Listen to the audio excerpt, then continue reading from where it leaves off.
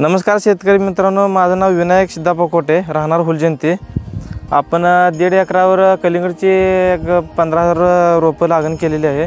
तरी आता 2 दिवसात माल हार्वेस्टिंग होणार आहे। तरी 15,000 रोपातनं मला एक 25-30 टनापर्यंत उत्पन्न येण्याची अपेक्षा आहे। तसे माल चांगल्या पद्धतीचं आलेला आहे आणि क्वालिटी पण चांगली आलेली आहे आणि गोडी चकाकी वगैरे माल एकदम फ्रेश आलेला आहे आणि व्यापाऱ्यांची ह्या मालाला जास्त पसंत आहे आणि मालाची साईज पण हे 5-6 किलोपर्यंत मालाची साईज झालेली आहे। रोपं आपण वैभव नर्सरी मंगळवाडा इथून आणलेले आहेत आणि रोपं बी एकदम फ्रेश मिळाले।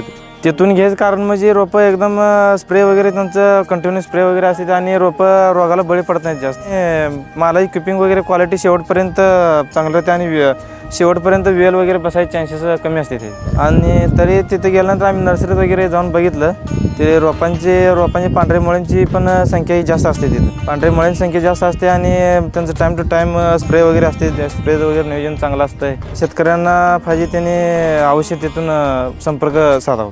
धन्यवाद।